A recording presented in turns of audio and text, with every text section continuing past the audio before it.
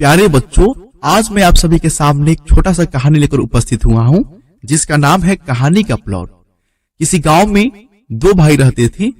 बड़ा भाई पेशे से दरोगा था और छोटा भाई कोई काम धंधा नहीं करता था, लेकिन गांव में छोटा भाई को मुंशी जी के नाम से जाना जाता था। बड़ा भाई दरोगा था, इसलिए गांव के किसी भी व्यक्ति को काम को करने के लिए ये अच्छा खासा घूस के रूप में रुपया लिया करते थे। बड़ा भाई आमदनी ज्यादा कमाता था, जिसके कारण छोटा भाई यानी मुंशी जी आराम से बैठकर उनके रुपयों को फुटानी करते थे, यानी रुपया उड़ाते थे। और ये भोजन के रूप में अच्छा अच्छा खाना खाते थे। मुंशी जी को चिलम पीने का काफी ज्यादा शौक था, इसलिए चिलम पिया करते थे। मुंशी जी का संबंध गांव के लोगों के साथ कोई अच्छा खासा नहीं था, क्योंकि ये गांव के लोगों को छोटा नजरों से देखा करते थे। दरोगा जी के पास एक घोड़ी रहती है, और यह घोड़ी कोई आम घोड़ी नहीं होती है।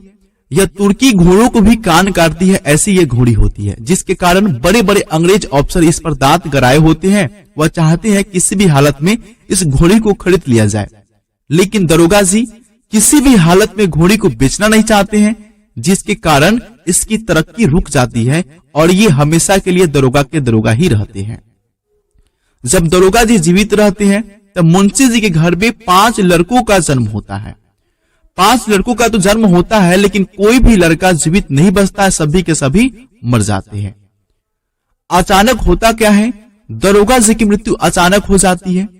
दरोगा जी की मृत्यु होने के बाद मुंशी जी की हालत इतनी खराब हो जाती है कि वे क्या करते हैं, जो दरोगा जी की घोड़ी होती है उसको अंग्रेज अफसरों के हाथों बेच देते हैं, और जो भी रुपया अंग्रेज अफसर देते हैं उन रुपया से अपने बड़े भाई का श्राद्ध कर्म करते हैं।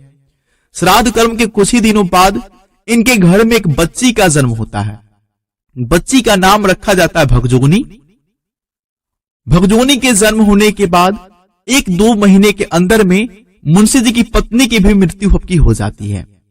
अब घर में केवल मुंशी जी और उनकी बेटी भगजोगनी रहती है। मुंशी जी की हालत इतनी खराब हो जाती है कि उनके घर में खाने के लिए कुछ भी रुपया नहीं रहता है, कुछ भी दाना नहीं रहता है, जिसके कारण भगजोगनी गांव के लोगों के सामने हाथ पसारती है और जो भी इसको भोजन के रूप में मिलता है उसी से अपना भोजन ग्रहण करती है। मुंशी जी के सामने यह प्रश्न बन जाता है कि वह अपनी बेटी को इस दहेज प्रथा में किस प्रकार शादी करेंगे।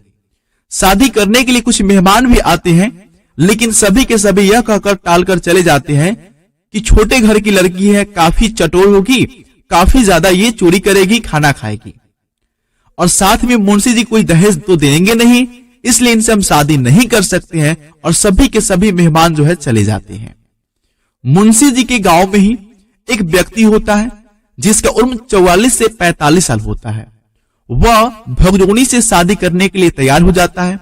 मुंशी जी सोचते हैं कि इस दहेज प्रथा के कारण इनसे शादी कर देना ही अच्छा होगा, इसलिए मुंशी जी अपनी बेटी भगजोगनी की शादी उस व्यक्ति के साथ कर देते हैं।